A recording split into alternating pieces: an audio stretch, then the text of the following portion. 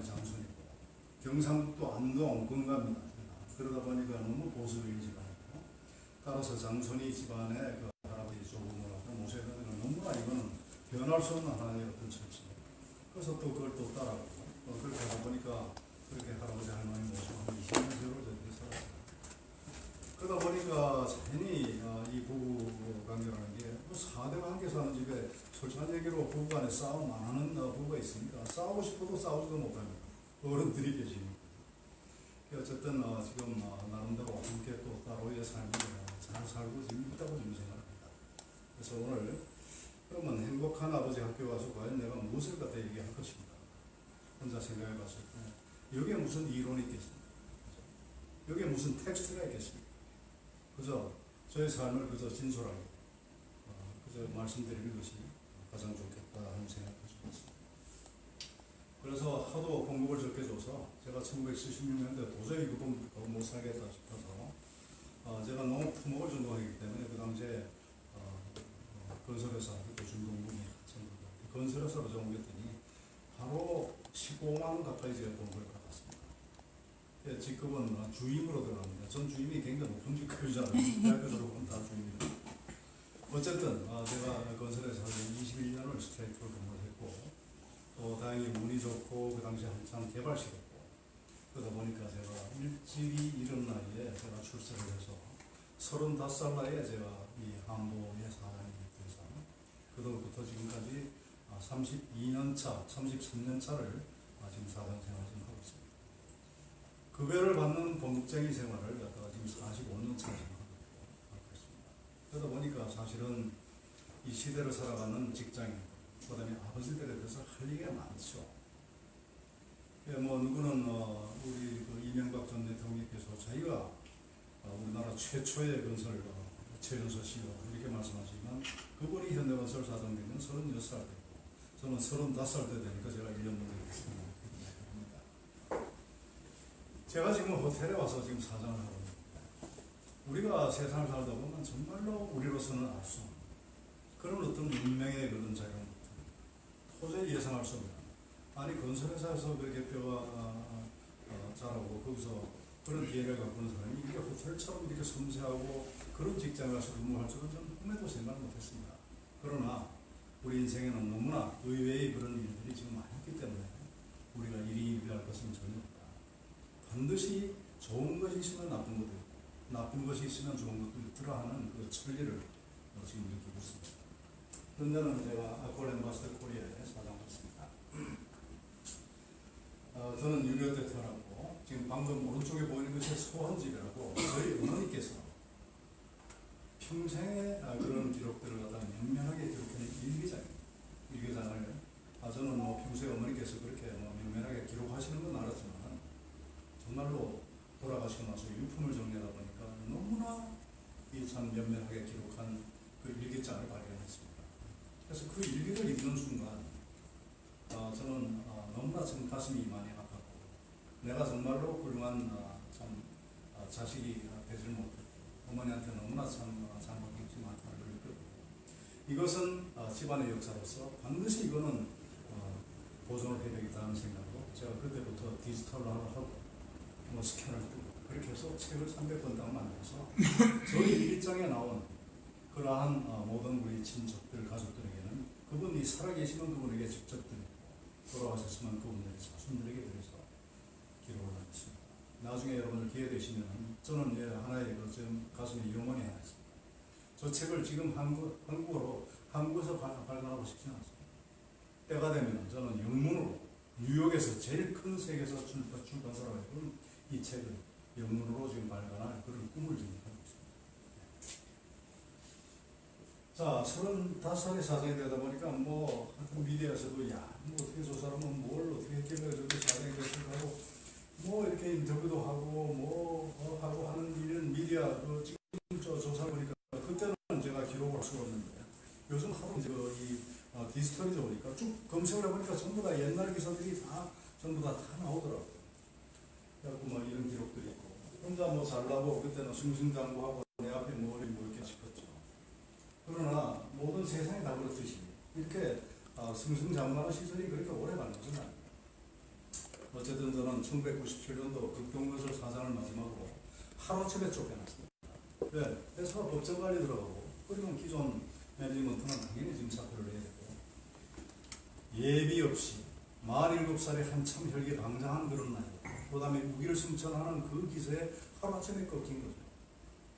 그러다 보니까 정말 그 좌절이 굉장히 심했습니다. 지금도 기억나는데, 그날 제가 극동건설 사장을 그만두는 날, 집사람도 그 뉴스를 보고 알고 있었겠죠.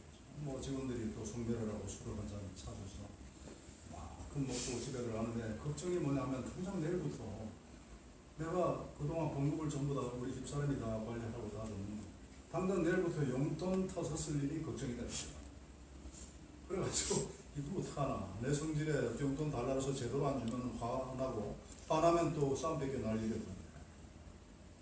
그래 마침 들어갔더니 우리 집사람이 12시 넘는데 기다리고 있더니 들어오니까 당신 참 그동안 수고 많았다 이렇게 얘기해요. 그래서 내가 여보 당신 좀 보자, 이제부터는 내가 어쨌든 내 삶을 살아갔더니 돈이 있어야 돼.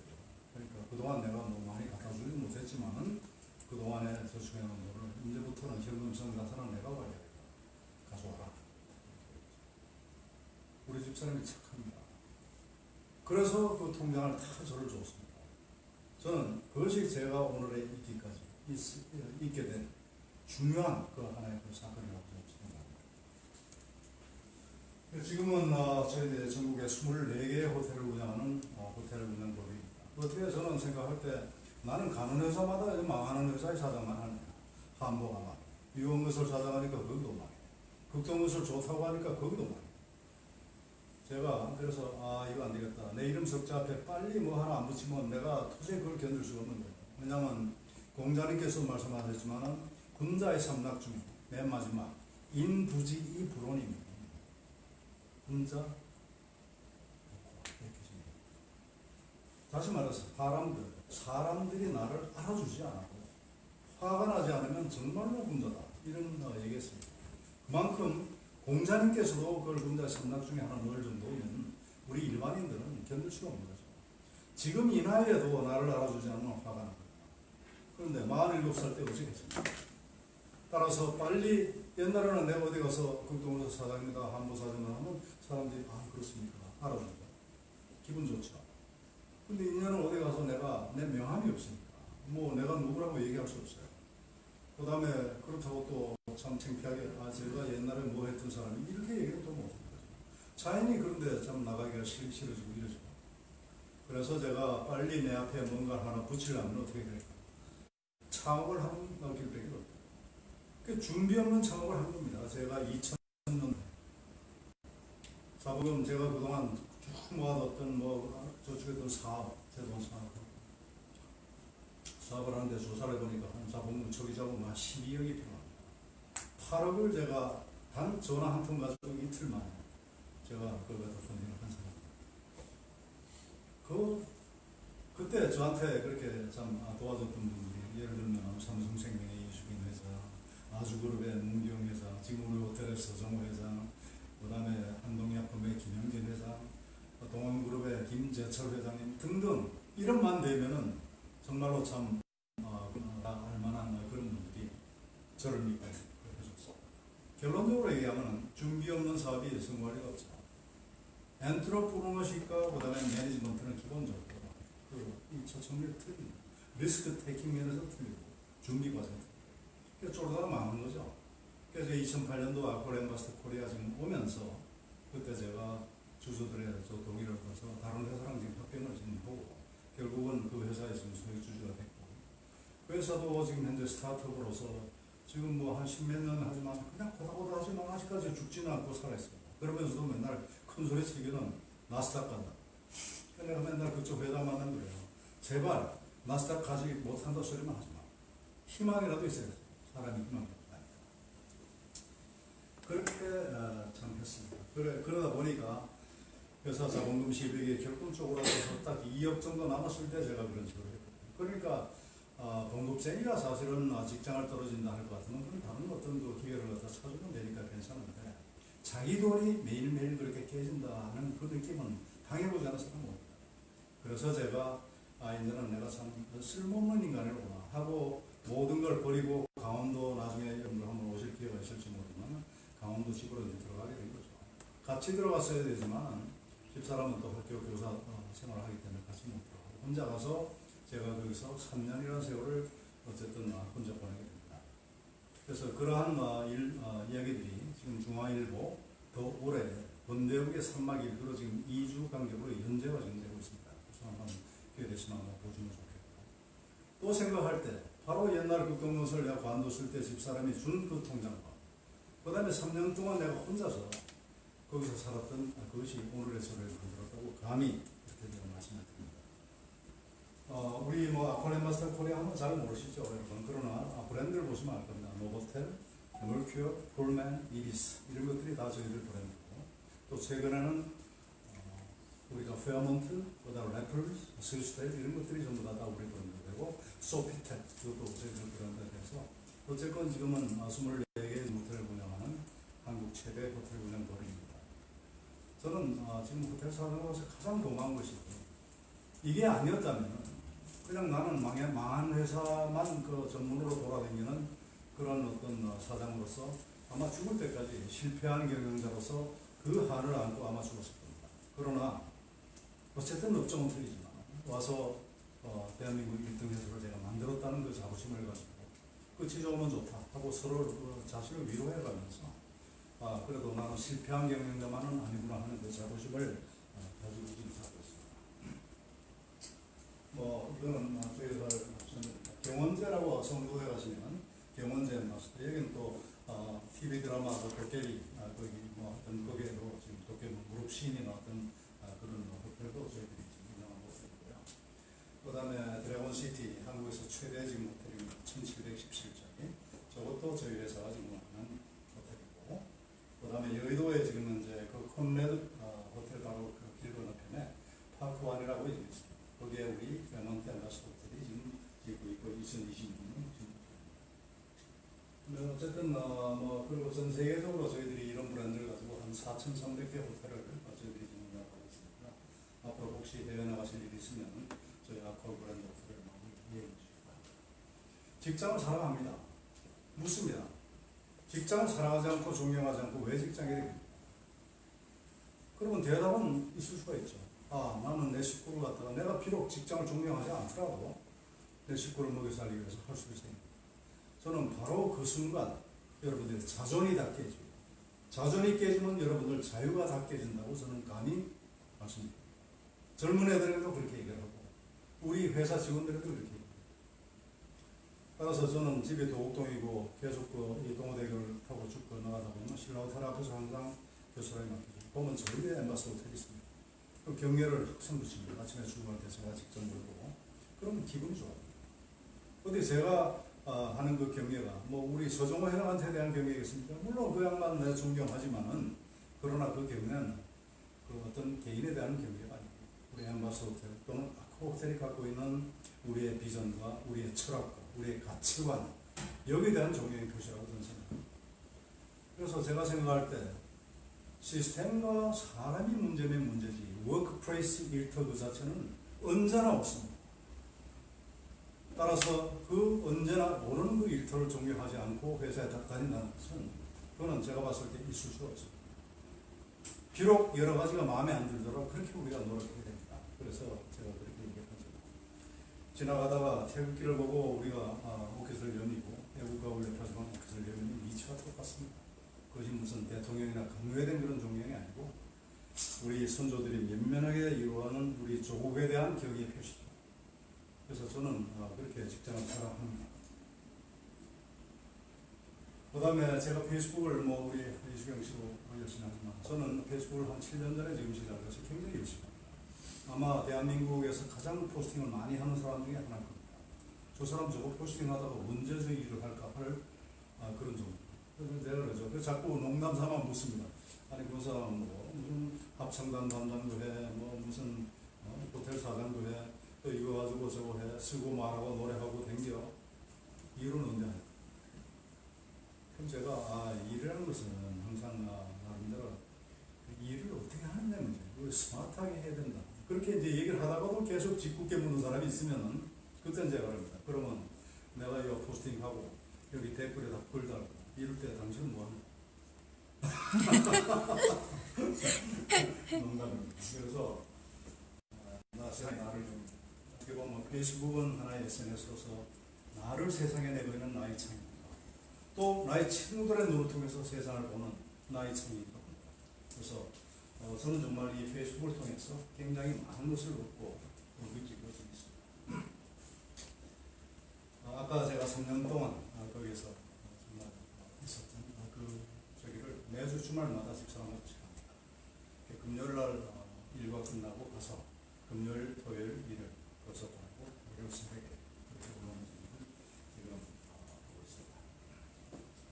어쨌든 저희들이 세상에 나온 것은 먹고 살아서 그러니까 여러 가지 적이 있습니다. 그러나 기본적으로 우리가 존재와 그 다음에 존재 이유를 갖다 한번 간단히 생각해보면 정말 이 참 큰 그 우주에서 이 전보다 작은 이 지구의 한 유통에서 우리가 우리의 존재를 갖다가 갖고 있다는 것은 무엇일까?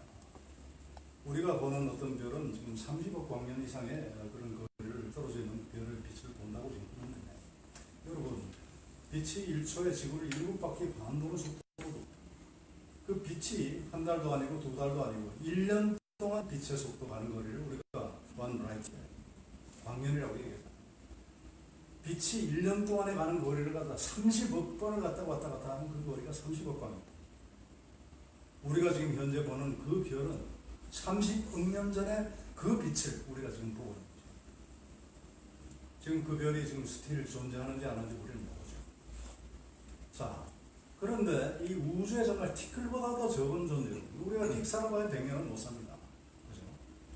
자, 그러면은 정말 우리가 그렇게 하잘것없는 그런 존재. 저는 그렇게 생각하지 않습니다. 우리 인간이 위대한 것은 우리 인간의 마음속에는 그 위대한 우주보다 더 큰 우주를 우리 마음에 담을 수 있는 인간이기 때문에 위대하다는 거죠. 저는 이렇게 생각합니다. 그렇게 위대한 인간이 우리가 우리 자유의지로 이 세상에 태어난 사람 아무도 없죠. 그렇게 위대한 인간이 어느 날 너 갑자기 저 세상에 좀 나갔다가 대충 한 7, 80년 대충 살다가 봐라 이렇게 던져졌다고 믿기에는 우리의 존재가 너무나 가요. 무엇이 있을 것 같단 말이죠. 무엇인지 모르겠어요. 그러나 그렇게 허술하게 그렇게 던져진 생은 저는 절대로 지금 아니라고 생각하고 그것이 과연 무엇일까? 그걸 소명이라고 한다면 그 소명이 무엇일까를 찾아가는 길고도 무난한 여정, 이것이 저는 인생이라고도 생각합니다. 아까도 얘기했지만 전 쓰고 말하고 노래할 때 행복합니다. 이 일은 무조건 거죠. 쓰는 것은 제가 책도 6권을 썼고 그 다음에 또 매일 지금 포스팅을 지금 하고 하니까 쓰고 쓸 때는 좀 몰입하게 되니까 행복합니다. 또 여러분들 앞에서 말할 때 저는 행복합니다.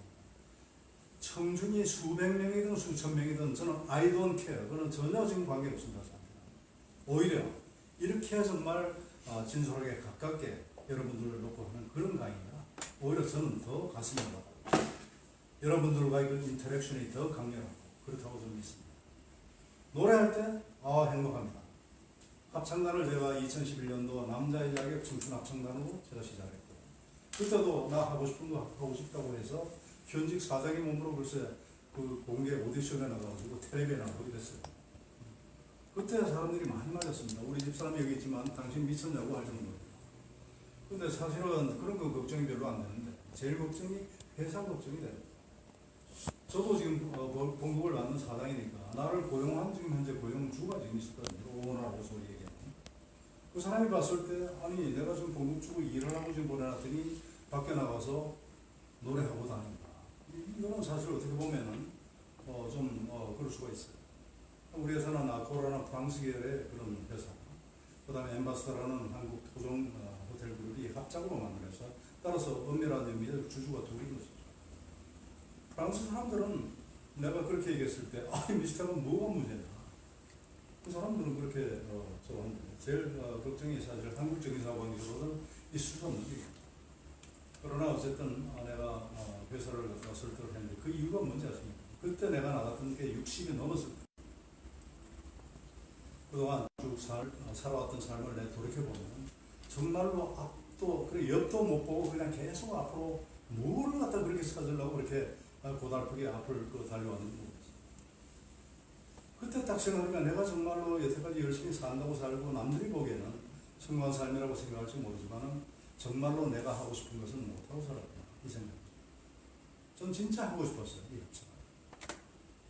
그 계기는 남자의 자격 청춘학생단 바로 전이 그 해피 선데이 그 시즌 1에 넬라 판타지아 여러분 기억하십니까? 네. 그 박할리 씨가 넬라 판타지아요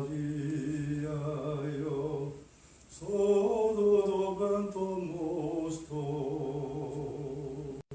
tutti vivono in pace non sta io sono d'anime che sono sempre vivere l'aria volano che volano 이 노래입니다. 박수 한번 치고 이게 뭐가 쓰는 것이 정말 가능한 거예요. 나 저는 합창을 한번 하면 좋겠다는데 KBS에서 청춘합창단을 모집합니다. 나이는 52세 이상만 가는. 그러니까 나 같은 사람이라고 하고 이제 바로 응모를 했는데 그런 허들들이 있었던 거죠. 그러나 내가 그때 생각했어요. 내가 이 나이에도 내가 하고 싶은 건 못하고 사는 거예요. 언제 할 거냐 말이죠. 80 넘어서 꼬부랑 할아버지가 누가 불러주기나 합니까? 그때 정신이 번쩍 나더라고요. 아, 회사? 이거는 넘어야 될 산이지 결코 넘지 못할 그런 장애는 아니다. 이렇게 생각했던 거예요. 그래서 제가 그렇게 회사를 설득해서 그 청춘합창단의 단원이 된 것이 제 인생을 또 바꿨어요. 그래서 여러분들께도 제 말씀드리고 싶은 것은 여러분 하고 싶은 일이 있을 때 주저하지 마시고 그렇게 하시라는 걸 말씀을 드리겠습니다.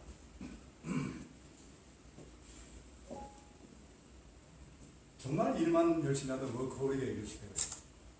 한참 살다 보니까 이건 뭐야? 내 인생은 어디 갔지? 내 삶은 어디 간 거야? 이렇게 하다 보니까 소위 말하는 워라벨을 우리가 얘기하기 시작했습니다. 워크라이프 밸런스. 그러나 저는 이 워라벨도 이게 말이 안 되는 얘기라고 생각합니다. 찾아보니까 워라벨, 데스 불시하고 그런 책도 있어요. 없어요. 그 다음에 아마존의 그 제프리 존슨 같은 분은 워라벨 이게 아니고 워크라이프 밸런스는 말이 맞아요. 워크라이프 하모니라면 좀 모르겠다. 뭐 이런 얘기를 또 합니다. 근데 그것은 저는 경계가 없는 삶이어야 된다고 지금 생각하는 거죠. 그래서 저는 비욘드 워라벨을 갖다 얘기합니다. 항상 얘기를 합니다. 앞으로의 직장은 경계가 없어야 된다. 삶과 일의 경계가 없어야 된다. 여러분, 지금 제가 여러분 앞에 와서 얘기하고 있잖아요. 이게 제 삶입니까? 제 일입니까? 저는 삶이기도 하고 일이기도 한 거예요. 왜? 여러분들, 제가 아까 우리 아골 엠버서 코리아서 얘기했잖아요. 그래서, 저 사람이 엠버서하고 사장인가 보다. 나중에 뭐, 애들 결혼식 시킬 때 혹시 우리 엠버서 웨딩 때로 하게 되면 이게 일이 되는 것이고. 또 정말 해외 어디 그 여행 가실 때 우리 아쿠 호텔 같은 데 이용하시면 그것도 일이 되는 거잖아요. 그래서 저는 이런 어떤 경계 없는 그러한 직장이 앞으로 각광을 받을 것이라고 생각합니다. 그래서 모든 기업들은 이걸 준비를 해야 된다고 저는 믿습니다. 꿈을 꾸고 우리가 살죠. 꿈 없는 삶은 정말로 희망이 없는 삶이라고 저는 생각합니다. 늘 꿈을 꿔야 되는 겁니다. 우리 아버님들 매일이 행복하십니까? 데피니티리 여러분들 아니라고 저는 생각합니다. 누가 저에게 당신 행복합니까? 물으면 sometimes, sometimes not. 이게 사실 정답이죠. 그죠? 어떻게 매일 행복합니까? 어떤 때는 아침에 나갈 때 기분 좋게 나갔다가 뭐 회사에서 무슨 일이 있거나 아니면 윗사람 대본 뭐 이렇게 저거 받거나 그러면 세상 살기 싫은 거죠. 그러다가 또 어떤 계기로 다시 또 살아야지. 이런 거잖아요. 저는 그 꿈이라는 것은 내 속에 내가 너무나 많은 겁니다. 내 속에 내가 하나만 있는 것이 아니고 내 속에는 수많은 내가 있어요. 내 속에 내가 너무도 많아서 당신의 실자리를 뺏고 이런 노래도 있잖아요. 그만큼 많은데 어떤 게 진짜 나냐? 이거는 참 진짜 철학적인 그 명제입니다. 어렵습니다. 근데 이거 하나는 분명합니다. 실망하는 내가 있어요. 좌절하는 내가 있어요. 그럴 때 그걸 갖다 알아챌 수 있는 능력은 우리가 모두 갖다 가지고 있습니다. 아, 내가 실망하고 우울하고 좌절하고 그럴 때 또 다른 내가 그걸 빨리 알아차려서 그 좌절한 나를 딱 잡아내가지고 그 좌절하는 나로 하여금 생각만 해도 눈이 반짝반짝하고 가슴이 뛰는 곳으로 데려갈 줄 아는 기술이 필요합니다. 전 삶의 기술이라고 생각합니다. 그것이 다른 말로 꿈입니다. 다른 거 있습니까? 제가 2015년도 우리 합창단을 이끌고 유엔에 갈 때 사람들이 유엔을 당신들이 어떻게 하느냐 말도 안 된다고 얘기했습니다. 첫째, 유엔에서 당신 같은 노년 합창단을 뭐라고 좀 부르겠는가. 두 번째, 설사 부른다고 한들 무슨 돈으로 너희들이 거기를 가느냐. 60년 가는 거. 그러잖아요. 간단히 말씀드리면 2015년도 갔다 왔습니다. 아주 성공적. 바로 그런 것들이 저는 꿈이라고 좀 생각합니다. 그 당시는 그것이 꿈이었습니다. 근데 유엔에 가서 제가 연설하고 우리 합창단을 하고 탁 돌아올 때는 정말 허술한 거예요. 꿈이라는 건 이루어지면 이미 꿈이 아닌 거예요. 그래서 또 새로운 꿈을 꿔야 되는 겁니다. 그래서 그때 꾼 것이 고글로벌, 우리 합창단은 대한민국 시니어 아이돌로서 전 세계에 나가서 대한민국의 그러한 문화적인 그런 월성과 그 다음에 시니어로서의 그런 어떤 아주 액티브한 그 시니어의 그 표상으로서의 역할을 우리가 해야 되겠다. 그 생각을 한 겁니다. 그래서 그 이후에 우리가 오스트리아도 갔다 오고 금년 9월 달에는 우리가 고레인 위문하러 우즈베키스탄도 지금 갑니다. 가다 보니까 미국 가면 영어로 해서 마이웨이 해주는 그 할머니들이 그걸 전부 다 이 한글로 써가지고 이 싱크대 앞에 붙이고 그걸 갖다 타고 오십니다. 오스트리아 가니까 또 독일어권이니까 독일어를 해야 된다고 해서 독일어 노래 5곡 우리가 외워서 갔습니다. 요번에 독일어 영어까지는 그래도 괜찮은데 요번 우즈벡 가니까 러시아어를 해야 되더라고요. 소련 노래 아이고 전 소련 노가 그렇게 어려운 줄 몰랐어요. 발음도 이상한 데다가 우선 뜻도 모르니까 너무 힘든 거예요. 그런데 어찌 되느냐. 그걸 외고 보고 듣고 또 부르고 하다 보니까 한 달 연습하니까 지금 오늘 조금만까지 우리 합창단 연습장에 갔거든요. 완벽해. 그래서 바로 이런 것이 꿈이기 때문에 우리가 꿈을 합니다. 아까 말씀드린 것처럼 간단히 얘기하면 결국은 우리가 한 가장으로서 그 가정을 우리가 잘 이끌어가야 됩니다. 그리고 제가 겪어보니까 가정만큼 중요한 것이 없다 하는 것을 느낍니다. 집안이 이 화평하지 못하고 집안에 이 분란이 있으면 밖에 나가서 일하고 싶은 생각이 듭니까, 여러분? 일하고 싶은 생각 정말 안 듭니다. 기업도 똑같아요. 내부적으로 디리디리 시끄럽고 그러면 아무리 외부적으로 어려움이 있더라도 기업 내부가 단결되어 있으면 그거는 우리가 극복할 수 있어요. 가정도 똑같습니다. 그런데 가정이 원만치 못하고 기업 내부가 원만치 못하고 그러면 밖에 나가서 일을 못하는 거죠. 아니 지금 사장이 안에 그 노조가 뭐 사장 물러나라고 입한 게 밖에 나가서 무슨 일을 도저하겠어요. 나는 지금 카안이나 그다음에 아시아나 사태를 보면서 그것이 진짜 맞고 안 맞고를 떠나서 그 경영들이 지금 밖에 나가서 어떤 지금 참담하실지 이게 생각을 좀 합니다. 어떻게 일을 할 수 있겠습니까? 무슨 얘기를 못하는. 저는 조중호 회장도 알고 박상무 회장도 개인적으로 압니다. 그것이 뭐 잘됐다 잘못됐다를 떠나서 그런 것이죠. 그런데 거기에 가장 우리가 이 리퍼를 해야 될 동양의 고전 중에 하나가 바로 대학입니다. 대학은 결국은 수신과 그 다음에 안인 두 가지 큰 카테고리로 나눠져 있거든요. 수신이라는 것은 우리의 몸을 갖다가 닦고 마음을 닦는 그러한 현상입니다. 안이라는 것은 그렇게 내 몸을 닦고 내 몸을 갖다 수신을 한 이후에 사람들 갖다 편안하게 만드는 그것이 일종의 리더십인 것이죠. 그래서 뭐 여러 가지가 있겠지만은 대학 지도는 제명명백하고 제지어지선이니라 대학의 지금 3대 강령이라는 말씀드리고 그 다음에 우리가 대학의 그 8조목이라는 경물치지 성의정신 수신제가 치국평창 우리가 수신제가 치국평창을 얘기를 하는데 이것이 바로 대학의 8조목의 맨 마지막에 지금 나옵니다. 결국은 자기 자신에 먼저 몸을 닫고 그래야 자기 가정을 갖다 다스릴 수 있고 가정을 다스린 이후에 나라를 갖다가 평정할 수 있다. 그런 하나의 방법으로서는 경물과 치지, 다시 말하면 모든 사물에 대해서 그 사물에 다가가서 끝까지 궁극적인 삶을 갖다가 추구하고 성의와 정심으로서 이걸 갖다가 개발해서 이런 것이 바로 이제 대학입니다. 그래서 오늘 이제 강좌의 그 기본이 우리가 어떻게 하느냐 훌륭한 가장으로서 참 가장으로서의 어떤 그 리더십을 가지고 가정을 갖다 다양하게 잘 그리고 자식들을 잘 교육시키고 하겠느냐 이런데 초점이 있다만 결국은 결론적으로 말씀드린 우리 스스로가 행복해지고 우리 스스로가 몸을 갖다 닫고 닫지 않으면은 결코 그것이 있을 수가 없다 이렇게 생각합니다. 저는 개인적으로 지금 4대가 함께 사는 집안에 살고 단 한 번도 우리 애들에게 공부해라 소리 해본 적이 없습니다. 어느 학교를 가야 된다고 얘기한 적도 없습니다. 결과적으로 말씀드리면 우리 사람들이 생각하죠. 저 사람들은 무슨 사상도 했고 그래도 어디 해외 무슨 분명히 어디 보내지 않았겠냐. 절대 우리 토종입니다. 우리 큰아들은 중앙대학교를 나왔고 그 다음에 우리 둘째는 외국어대학교를 갔습니다. 그런데 잘 살고 있습니다. 저는 또 경상도 사람이라서 이렇게 그러니까 다정다감하고 이런 게 지금 없습니다. 그러나 그렇게 저는 아들만 또 2개예요. 그래서 딸가지 부모들 굉장히 부러워하는데 무뚝뚝하죠.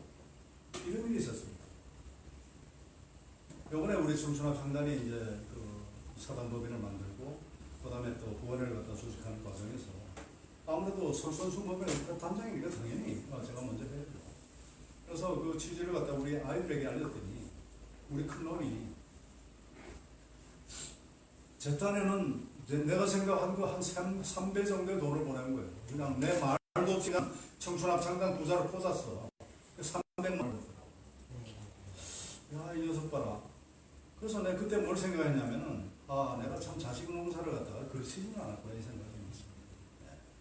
그래서 그런 부분이 있고 그런 것들이 하나의 어떤 그러니까 제가 어머니를 갖다 모시는 걸 갖다 우리 아이들이 봤을 것이고 우리 집사람이 우리 할아버지 할머니하고 지내는 그 과정도 또 봤을 것이고 그런 것들이 그저 이렇게 잘 저거 되지 않았나 이런 생각이 좀 들고요. 그래서 여러분 밖에 나가서 우리가 봉급을 받고 사업을 하고 하는 것이 참 얼마나 참 힘듭니까? 제가 고사 하나를 딱 읽었어요. 염족지도 아마 여러분들 들어보실 줄 몰라요. 제 나라에 일처일첩 첩이라고 얘기하니까 대단히 조사합니다만 옛날에는 그것이 그런 것입니다.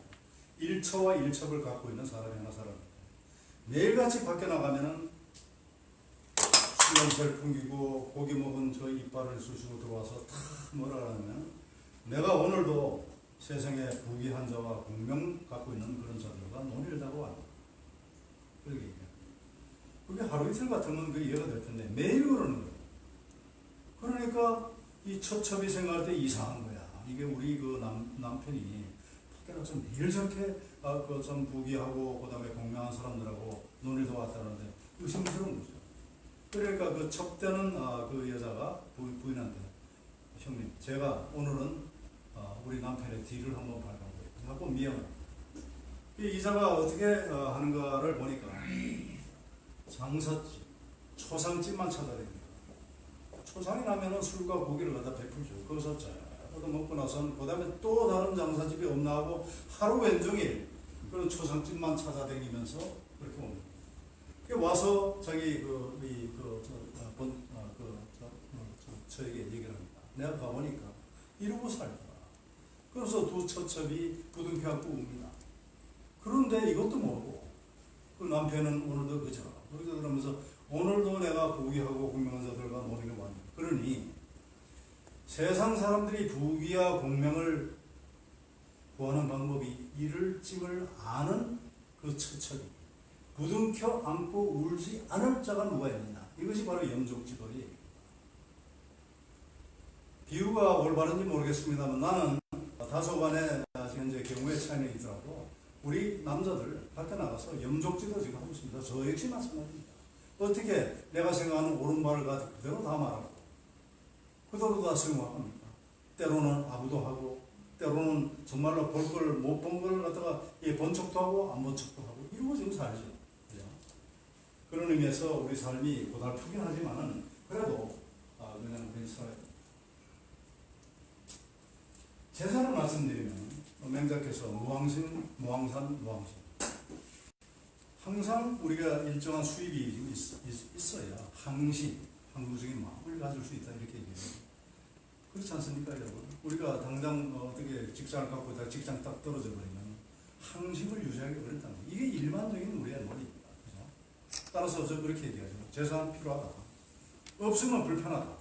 그럼 너무 많으면 곤란하다. 이게 이제 제 재산에 대한 저겁니다. 여기 한 가지 더 붙일 말은 맹자는 보통 사람들은 무왕산, 무왕심이라고 해요. 군자는 무왕산이라도 유황심이다. 이렇게 얘기했어요. 군자 되기 어려운 거죠. 50보, 100보 얘기를 또 할게요. 우리가 가정을 갖다가 경영하고, 그 다음에 기업을 경영하고, 일을 하는 데 있어서, 나는 정말로 열심히 하고 그러는데, 나는 애들을 위해서 이렇게 지금 열심히 하고 그러는데, 왜 내 아이들은 갖다가 이렇게 지금 잘 안 되고, 나머지 아이들은 잘 되느냐, 이렇게 생각할 수가 있습니다. 양해왕이라는 사람이 있었습니다. 맹자는 그래서 천하를 주유하면서 자기의 정치 철학을 하려고 했는데, 양해왕이라는 사람이 맹자를 청해서 묻습니다.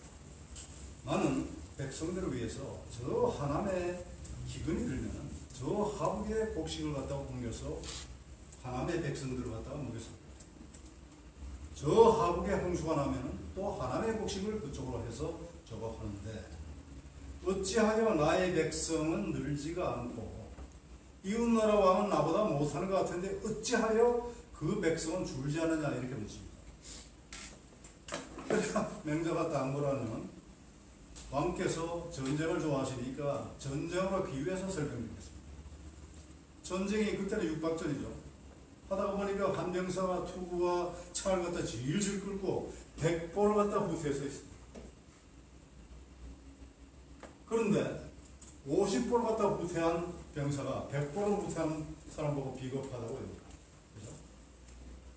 그러니까 이제 왕이 어떻게 생각하십니까? 그러니까, 이거 도망간 건 50보 도망간 놈이나 100보 도망간 놈 똑같은데, 뭘 갖다 똑같은 놈들끼리. 바로 그거죠. 우리가 비록 잘한다고 하지만 기업 경영도 없습니다. 내가 지난번에 우리 전체 우리 회장까지 있는 그 자리에서 50보, 100보 얘기했습니다. 우리가 지금 혁신을 얘기하고 개혁을 얘기하고 있지만 결국은 내가 봤을 때는 50보, 100보입니다. 그렇게 가서는 바뀌지 않습니다. 이 얘기를 드리는 거죠. 가정도 저는 그렇다고 생각합니다. 저는 우리 애들 장가갈 때 장가를 일찍 보냈죠. 가서 지금 손자, 손녀가 각 둘씩. 그러니까 손자가 셋, 손녀 하나 이렇게 있습니다. 사람들이 묻습니다. 요즘은 보니까 자녀들이 결혼을 갖다가 안 해가지고 그게 막 놀이가. 내 동기 중에서도 아직까지 결혼을 하나도 못 시킨 애들이 있어요. 그래서 나보고 물어요. 당신들은 어떻게 그 애들 그 결혼을 그렇게 빨리빨리 잘 시켰냐. 제가 딱 명쾌하게 돼요. 안 따지면 실제로 정말 안 따졌어요. 우리 첫째 아이를 장가 보낼 때 며느리 데리고 아이를 데리고 왔어요. 그래서 우리가 보고, 뭐 어디 부모 마음에 100% 마음에 드는 사람이 어디 있겠습니까? 그래서 물었죠. 너 얘가 좋으냐? 너들 참 오래 같이 살 수 있냐? 그랬더니 자기들은 좋다고. 그래서 이제 결혼 날짜를 받고 있는데, 알고 보니까 지금 우리 이 사돈댁은 저 중앙대학교 앞에서 보쌈집을 했어요. 자, 근데 그때는 보쌈집, 자기 변변한 보쌈집도 없을 때야. 근데 내가 가만히 역지사지로 한번 생각해 봤어요. 그쪽이 얼마나 부담스럽겠습니까? 근데 내가 하얏트 지금 사장할 때입니다. 사장을 갖다 몇십 년 했다 그러지, 뭐 호텔의 사장이라 그러지, 굉장히 부담스러울 것 같아서 우리 집사람하고 그랬어요. 이거 안 되겠다. 그래가지고 우리 며느를, 아이를 불러가지고 절대로 너희들은 아무것도 신경 쓰지 마. 그래갖고 정말로 아주 미니멀한 그거만 구였다 이거였어요. 지금 잘 살고 있습니다. 지금 삼성 디스플레이에 지금 책임 연구원이고 OLED 책임 연구원입니다. 우리 아이도 삼성에 있다가 얼마 전에 퇴직해서 지사를 하고 있죠. 둘째 아이도 마찬가지입니다. 애들에게 뭘 물려준다? 저는 물려줄 것도 없지만은 딱 1억 5천만 원짜리 전세방 하나 얻으면 됐어요. 끝입니다. 보면은 자식들한테 뭘 물려주지 못해가지고 그렇게 애를 쓰는 부모들을 보는데, 그것도 사랑의 한 표현 방법이고, 저도 또 사랑의 한 표현 방법이겠지만, 무엇이 옳고 그르다 이렇게 얘기할 수 있는, 무엇이라도 지나치지 않는 것만 못하다고 저는 그렇게 지금 생각합니다. 바로 이제 이것을 우리 50법을 바로 얘기하고, 가화만소성이라 가정이 화목해야 저됩니다. 저라고 안 싸우겠습니까? 어떤 때는 정말로 막 그냥 화가 나고 문을 그냥 쾅 닫고 바로 나가는 순간 후회가 물려. 이게 밖에 가서 일이 안 됩니다. 처음에 젊을 때는 자존심 때문에 내가 먼저 무슨 말 건다는 게 마치 내가 뭘 잘못을 인정하는 걸 못하죠.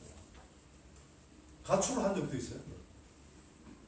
어디로 하셨어요? 나이가 들어가지고는 제가 좀 현명해진 거죠. 그러면 제가 먼저 싸움에 대해서 사과를 해서 이제 제스처를 하는 거죠. 근데 다행스러운 것은 그걸 안 받아주면 또 화가 나니까 또 이게 오래 가요. 근데 그걸 잘 받아줍니다. 그래서 바로 그렇게 되면 그때부터는 일이 딱 손에 잡히고 일이 잘 되는 거죠. 그래서 이 가화마서생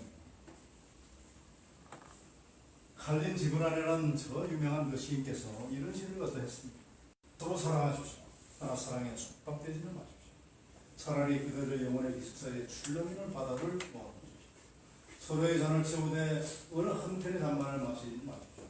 서로 자기의 빵을 주되 어느 한편 빵만을 먹지는 마십시오. 함께 노래하고 춤추며 즐거워하되 그대들 각자를 홀로 있게 하십시오. 비록 하나의 음악을 올릴지라도 외로운 기사들처럼 서로의 가슴을 주십시오. 하나 간직을 해놓으십시오. 오직 삶의 손길만이 그대들의 마음을 간직할 수 있습니다. 함께 서 있십시오. 그러나 너무 가까이 서 있지는 마십시오. 사원의 기둥들을 보면 서로 떨어져 서서 서로 바라보고 있다는 것을 그대들은 알 것입니다. 참나무도 사이프러스 나무도 서로 입을 쓰면 자랄 수 없기 때문에. 가화만서성의 가장 기본은 부부의 관계라고 저는 생각합니다. 자식들이 그걸 봅니다. 저는 그 부부 관계의 가장 중요한 그 원칙이 함께 또 따라오는 거죠. 늘 함께라면은 좋겠죠. 그러나 가까워하는 거죠. 늘 따라오라면 함께 있을 이유가 없죠. 때로는 함께, 때로는 따로. 각자의 영역을 갖다 존중해주면서, 그리고 또 그 중에서 같이 되는 걸 찾아가는 이거죠. 저는 이것이 굉장히 중요하다고 생각합니다. 저는 사대가 함께 살면서 우리 집 사람은 여행을 좋아합니다. 백패커로서, 지금도 백패커로서 가장 효율적이고 저렴한 방법으로 세계를 갖다 일주일 여행을 하는데, 요즘도 1년이면 2번, 한 달씩, 그건 한 달씩 여행을 갑니다. 저는 그 여행을 보내줍니다. 젊었을 때는 내가 못 보냈죠. 왜? 없으면 불편하니까. 학교 선생입니다. 학교 간다고 가면은 애들은 전부 다 우리 어머니가 전부 다 보살피고 다 합니다. 방학이 되죠. 방학이 되면 우리 집 사람의 방학의 개념은 그동안 내가 열심히 일하느라고 바빴으니까 내 하고 싶은 것을 해야겠다. 이것이었고, 우리 가족들이 우리 집 사람의 방학을 생각하는 것은 그게 아닙니다. 그동안 학교 다닌답시고 집안일을 갖다가 소홀히 했으니 집안일을 좀 열심히 해주길 바랍니다. 이게 서로가 입장이 서로 틀린 겁니다. 그래서 아까도 얘기했지만 역지사지란 말처럼 우리 인생에서 중요한 말이 없다. 이렇게 생각합니다. 그래서 짜증내고 내가 싸우고 오는데 이 사람은 또 가야 되고 또 다른 어떤 뭐 약속, 그러니까 집안이 편치가 않은 거예요. 어느 날 제가 참 대호각성을 합니다. 저 사람이 여행을 하면 저렇게 행복해하고 하는데 그거를 왜 내가 말려야 되는가 하는 근본적인 퀘스천이 있다고. 저 사람이 한 달 동안 저렇게 하면 내가 그럼 죽고 못 사나? 어머니 계시니까 집에 밥도 잘해주고 그러잖아요. 그래서 그때부터는 제가 마음을 바꿔서 보내주기로 마음을 먹고, 아침자리에서 우리 어머니께 여보 당신 요번에 여권은 뭐 어떻게 됐냐, 뭐 비행기표는 어떻게 했냐, 뭐 환전은 어떻게 했냐, 멍청을 까는 거죠. 그럼 우리 어머니께서 얘 또 가냐 그래요. 우리 어머니 진짜 훌륭한 분이에요. 그래서 호르몬에 제가 외아들이었지만 정말로 진짜 모범적인 그런 서로였습니다. 그래서 저는 집사람이 그렇게 가는 걸 갖다 보내주고, 대신에서는 아침 새벽 5시 반, 6시에 정말로 큰 아침을 매일 차려먹고 그리고 회사를 다니고 있습니다. 아마 대한민국 이 직장인 중에서 그냥 아침을 잘 차려 얻어먹고 다니는 사람이 아닐까. 근데 이것도 그냥 그것이 되겠습니까? 절대로 안 돼요. 제가 봤을 때는 두 가지 사건만 제가 얘기를 드리고 하겠습니다. 집사람이 38년 교직생활을 마치고 어리 리타이먼트를 합니다. 근데 집사람은 뭐 이 권력에 대한 욕심이 별로 없어가지고 뭐 능력에 있어서 저는 그건 모르겠지만 어쨌든 보직을 교무 주임으로 쓸 것만 생겼어요. 근데 보통 교장이나 아니면 교감 선생님 아니면 이 퇴임식을 잘 안 해주는데 자양중학교에서 이제 리타이를 하게 되는데 퇴임식을 해준다는 거죠. 그래서 그날 보니까 스케줄이 무지개도 바쁜 거예요. 퇴임식을 이 낮에 하니까 나는 그 당시에 스케줄이 너무 바빠서 처음에는 못 간다고 생각했었는데 생각을 해보니까 이거는 제가 못 가면 이게 말이 안 되는 얘기고 평생을 갖다 후회할 것 같아요. 그래서 회사에 익스큐즈라고 제가 받고 제가 평생에 집사람한테 선물 같은 걸 잘 안 해줍니다. 제가 근데 38년 이거는 정말로 진짜 대단한 일이거든요. 그래서 제가 다이아몬드 반지를 하나 그것도 깜짝 쇼비즈로 그러고 퇴임식장에 가서 이제 스파우스니까 저도 또 뭐 한번 얘기를 좀 해달라서 또 멋지게 또 두 번째 우리 강원도 우리 집에 오시면은 고급 초당 우리 집 사람의 호가 고급입니다. 고급. 그리고 앞으로 페이스북 저하고 이제 친구 또는 저거 되실 텐데 고급 얘기가 굉장히 많을 겁니다. 그러니까 여러분들도 사모님들에게 그냥 이름 부르긴 좀 못하고 여보 부르긴 좀 그렇고 좀 그렇죠. 그때 호를 하나 정해가지고 호를 부르십시오. 그러면 그게 굉장히 좋다는 걸 느낍니다. 자, 집이 있는데 그 집을 갖다 이제 인테리어를 갖다 이제 바꾸고 하는 점은 가만히 생각하니까 있는 집입니다, 그죠? 그래서 제가 어느 날 생각을 딱 하게 이 집을 고급 초당이라고 이름하여 집사람에게 헌정식을 하면 좋겠다고 생각했습니다. 그래서 아무도 모르게 그렇게 고급 초당 경판을 제가 잘 쓰는 사람한테 써가지고 그때 마침 우리 집에 놀러 오신 몇 분들 앞에서 고급 초당 현판식을 했죠. 저는 그러한 몇 가지, 그 다음에 또 한 가지 또 말씀드릴게요. 한 번은 그때 제가 한참 잘 나갈 때 한보 사장입니다. 누구랑 술을 먹고 있어요. 매일 술입니다. 우리 기사가 그랬던 쫓아왔어요. 사람이 큰일 났습니다. 뭐냐. 기사가 술 먹는데 쫓아올 일이 거의 없거든요. 그죠? 그래서 뭐냐 그랬더니 집사람이 저 송파경찰서에 가 있다는데요. 그러니까 이게 정신을 보자. 아니 집사람이 뭐 때문에 경찰서에 가 있는 거예요. 여기 경찰서 근처도 안 갈 사람이거든요. 그래서 물어보니까 자관 이 접촉사고 좀 났는데 하여튼 상대방하고 상대방이 좀 무리를 했든지 어쨌든 경찰에 신고를 하게 됐고 경찰서에 가 있는 거죠. 그래서 처음에는 그 총무부장한테 연락해가지고 가서 저 해결하라고. 그런데 다시 내가 또 생각을 해보니까 집사람이 그런 일로 저한테 연락한 사람이 아니에요. 이게 연락이 온 거예요. 그걸 만약에 무시했다가는 이건 두고두고 이거는 큰일 날 일이에요. 그래갖고 같이 술 먹던 사람한테 익스큐즈를 했더니 그 사람들이 무슨 소리냐 얼른 가라고. 그래서 송파경찰서에 갔습니다. 갔더니 집사람이 이렇게 보이고 보니까 저쪽에 증명 하나가 있고 거예요. 집사람한테 물었습니다. 어떻게 된 거냐. 그 전에 제가 우선 담당 경찰관한테 갔죠. 그랬더니 경찰관이 쌍방구 아시죠? 그러니까 그냥 대충 해결하고 가세요. 그러면 문제 없습니다. 이렇게 또 얘기를 하는 거예요. 물어보니까 저 사람이 차를 뺐는데 하여튼 보니까 자기는 잘못한 게 없고 어쨌든 접촉사고는 났는데 어떻게 하면 좋겠어. 그러니까 하여튼 저 사람이 너무 무례하고 너무 화가 나니까 사수리 20만 원을 받았을 테다. 이게 이제 우리 집사람의 요구사항이에요. 그래서 그리고 이제 청년한테 갔지. 청년한테 물었더니 청년은 또 자기는 잘못한 게 없다. 우리 집사람이 잘못해가지고 자기는 픽업 들어가지고 먹고 사는 사람인데 장사도 못하고 그래서 내가 어떻게 하면 좋겠냐. 그랬더니 자기도 돈 10만 원 보상해줍니다. 차는 별로 그렇게 없어. 마침 보니까 주머니에 20만 원을 딱 있어요. 그래가지고 그 청년을 아무도 안 먹는다. 그래가서 여보가 알았다. 근데 내 부탁이 있다. 내가 20만 원 지금 줄 텐데 10만 원 전에 챙기고 10만 원은 가지고 우리 집 사람한테 가서 정중하게 사과해요. 하고 그래. 그랬더니 이 친구가 머리가 좋으니까 금방 무슨 소리 쳤어. 그래갖고 20만 원 줬더니 이렇게 보니까 이 친구가 푹 가가지고 집사람한테 아이 목사님 죄송합니다 그러고 이제 인사를 했겠죠. 그러니까 우리 집사람이 남편 별거 아닌 줄 생각했는데 보니까 뭐 그냥 한 칼에 그냥 잘 해결하고 집에 오는데 너무 기분이 좋고 제가 이거를 10년도 몇 년 동안 제가 비밀을 했었어요. 왜냐 나중에 사람이 살다 보면은 내가 잘못한 일도 또 있을 수가 있죠. 그럴 때 이걸 한번 써먹으려고. 연피로. 하는데 이거 술을 한잔 먹고 뭐 얘기하다가 얘기했다 나왔어요. 이 정도입니다. 그래서 저는 이걸 솔로몬의 지혜 정도로 생각합니다. 따지고 보면 사실 20만 원 중에 10만 원 그 친구 줬고 10만 원 집사람한테 갔으니까 10만 원 남는 거예요. 그죠? 생각에 나옵니다. 재물이라는 것도 뭐 집사람하고 저는 그 점에서는 똑같이 생각합니다. 제가 강원도에 집을 지을 때 없는 돈에 그거 자꾸 지으니까 집사람이 불편하죠.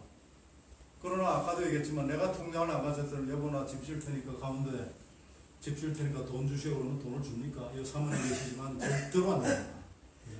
근데 어쨌든 집을 짓고 그랬는데 이 집집에 딱 어느 날 준공하고 딱 별이 탁 보니까 집사람이 별 좋다고.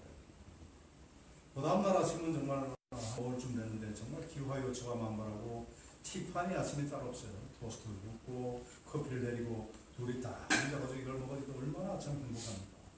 그렇게 집사람이 참 좋다고. 그때 내가 집사람한테 한 얘기 했어요. 당신이 어제 밤에 본 그 별하고 오늘 아침 느낀 이 티파니 아침하고 이 두 가지로 여태까지 여기 들어갔던 모든 돈이 다 회수됐다고 생각합니다.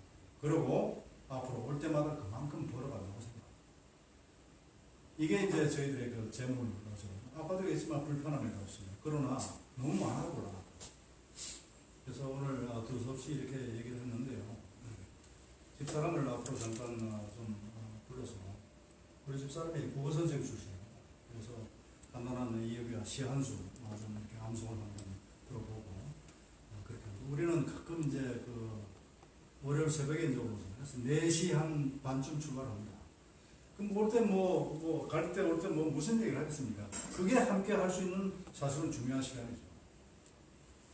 그래서 어저께 내가 광화문 문화 포럼 그 멤버 한 20여 분 그 원로분들 박정자 선생 그다음에 영화 배우 문희 씨 그다음에 하여튼 그런 분들을 저 해주는데 어쨌든 7월이면 그 청포도 육사의 그 청포도라는 시를 어떤 분이 그걸 또막 읽는데 정말 멋있더라고요.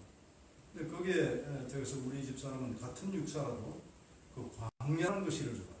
그래서 또 그 광야를 갖다 아침에 또 잠깐에서 읊어줘서 내가 그걸 또 들으면서 또 왔죠. 잠깐 앞에 나와서 마무리 좀.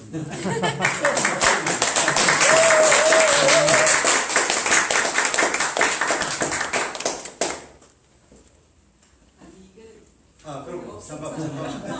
아까 그 배달의 민족 그러니까 우아 형제들의 김봉진이가 어떨 때 행복하냐 물어서 아까 얘기했잖아. 잔디 깎을 때 그다음에 쓰고 말하고 노래 하나 덧붙인 게 있습니다. 아내로부터 정말 진정한 칭찬을 들을 때 그때 행복하다. 칭찬 좀 해줘요.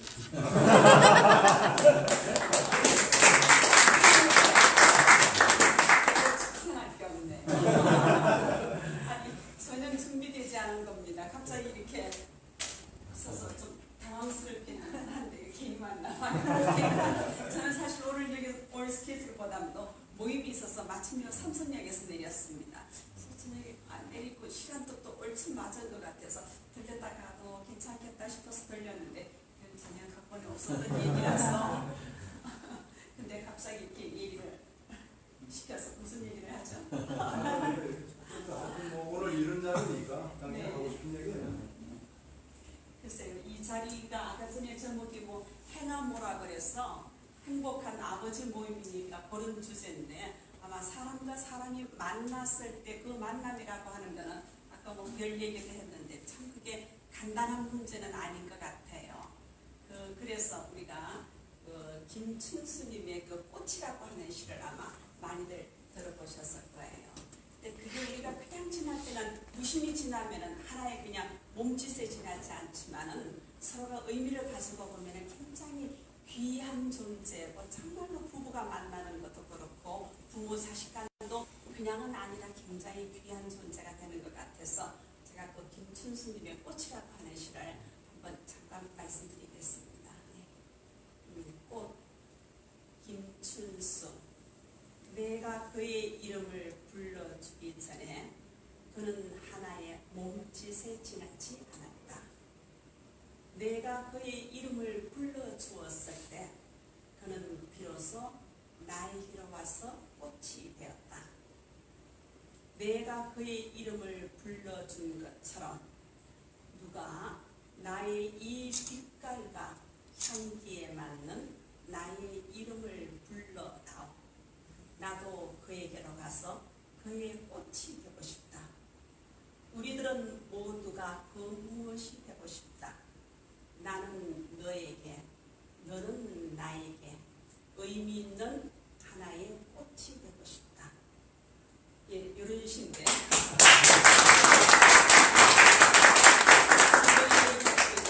그 어린 왕자의 그 장미 얘기를 많이 들어보셨을 거예요. 정말 장미가 굉장히 많이 있지만 내가 집에서 하나의 그 키우는 그 장미를 매일 아침 물을 줄 때 그 장미는 나에게로 와서 정말 특별한 장미가 됩니다. 그것처럼 가정이라고 하는 게 굉장히 그냥 지나치는 관계가 아니라 정말로 의미를 되새겨 보면은 굉장히 소중하고 귀한 그런 그 존재니까는 한 번쯤은 늘 생각을 하셨겠지만은 돌이켜 생각하면은 서로가 그냥 몸짓이 아니라 귀한 꽃으로서 오늘 그런 귀한 생각을 해볼 수 있는 계기가 되기를 바라겠습니다. 감사합니다. 마지막으로 제가 한 말씀 드리겠습니다.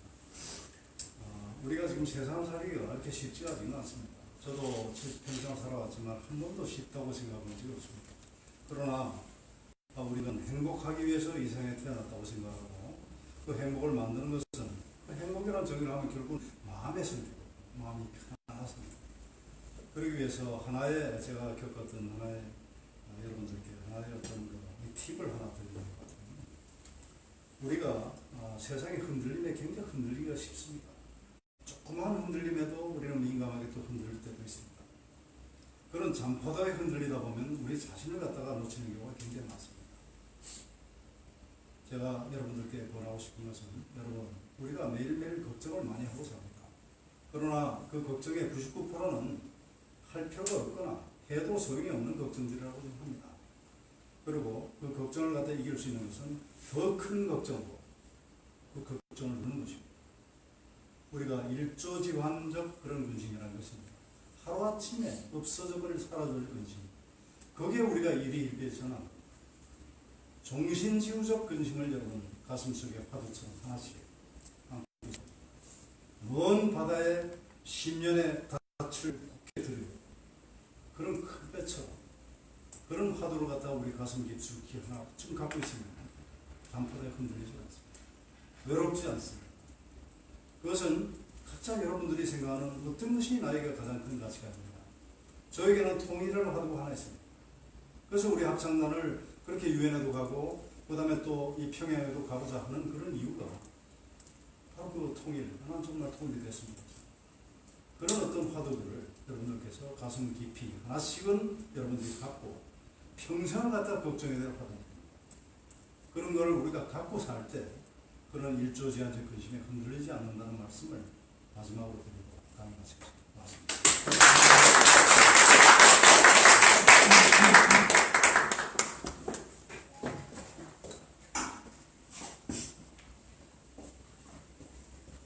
감사합니다.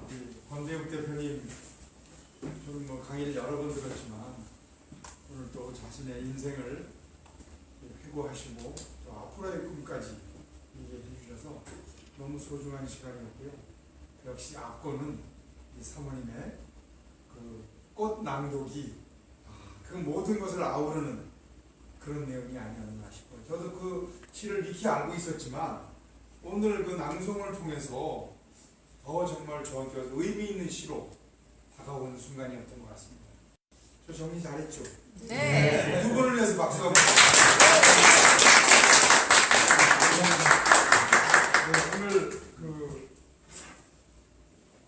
주제로 정하신 게 함께 끄고 따르잖아요.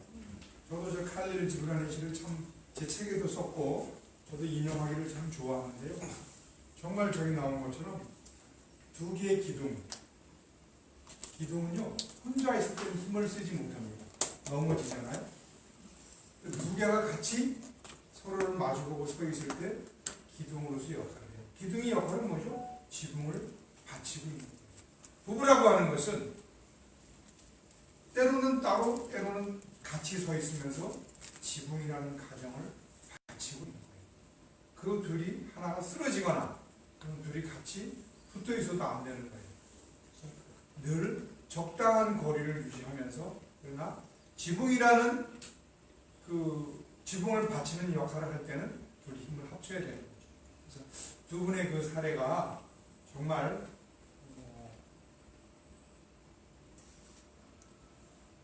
제일 가운데 거 한 번 더. 이건 노래하는 건 한번 들어볼래? 두 사례가 근데 왜 영상이 왜 하나도 안 나왔지? 저 시간이 중간에서 아, 멈췄어. 시간이. 그런데 그러셨구나. 네. 네, 정말 오늘 소중한 강의해 주셔서 너무 와닿았고요. 우리 정말 여러분 개인적으로도 인생의 선배로서, 인생의 멘토로서 모실 만한 분이 아니었나 싶습니다. 저랑 나이 차이가 별로 안 나서 저는 10살짜리를 모시는데 10살 차이 나는 우리 선배님 같은 분이 있으면 꼭 좀 소개시켜 주십시오.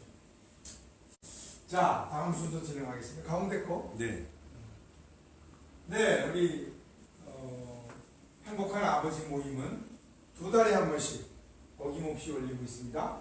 지금 8년째 47차 모임을 지금 하고 있죠. 오늘 권대욱 대표님께서 해주셨고 9월 18일 화요일 날도 여러분 기록해 두셨다가 그 날이 되면 또 저희가 좋은 분을 모셔서 말씀을 듣는 시간을 갖겠습니다. 11월 달에는 예정된 송년회 나가겠고요. 네, 자 오늘 이제 선물을 제가 하나씩 드릴 텐데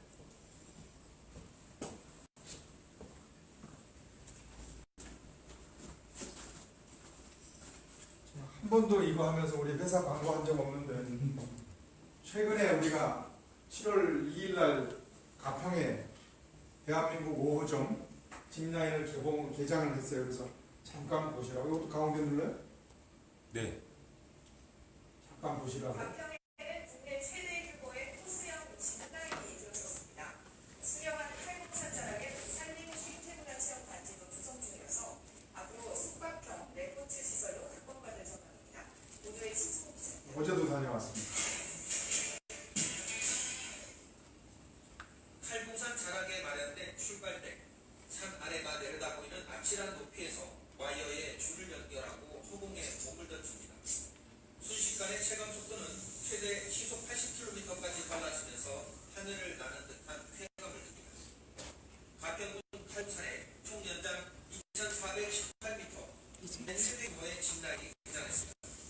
주민들이 밀림 속에서 독충이나 냉수들을 피하기 위해서 나무와 나무 사이를 와이어를 걸어서 이동을 하는 것입니다. 생활에 붙여있던 어떤 스트레스를 가까운 곳에 있는 가평에서 짚라인을 그냥 조금 어떤 스트레스를 신청서 작성과 장비 착용 후 버스로 출발 장소까지 이동하면 3시간 가량 걸리는 짚라인 코스가 시작됩니다. 가이드의 미션이 주어지기도 하고 계곡을 연결하는 120m의 출렁다리. 네, 여기 지금 보시는 게 흔들자리인데요. 여기 이제 저희 8개 코스가 있는데 세 번째 코스가 120m 길이의 이 서스펜션 브릿지가 있어요. 거기 정말 이렇게 가이드들이 막 흔들어주고 그러기 때문에 되게 아찔한 거. 그렇다고 뭐 맨손으로 가는 건 아니에요. 우리 짚라인 할 때 타는 줄을 이제 이 난간에 걸고 가기 때문에 위험하진 않은데 어쨌든 되게 재밌어요. 무서워. 총 8개 코스고요. 10명을 한 팀으로 해서 태우는데 한 2시간 반 걸리면 한 3시간까지도 걸릴 수 있는데 탑승 1시간은 1분밖에 안 걸리죠. 근데 1분 8분 정도 걸어다니고 뭐 서울 다 끝내는데 그 정도 걸려요. 그래서 아까 얘기한 것처럼 국내에서는 8개 문계 9개 코스가 있지만 이거 1.5km거든요. 8개 코스에 2.5km예요. 국내는 가장 길고 가장 가장 아기자기한 코스들이 있어요. 오늘 공짜표는 제가 못 드리고 20% 할인을 받을 수 있는 쿠폰을 가져와서 나가시면서 하나씩 가져가시기 바랍니다.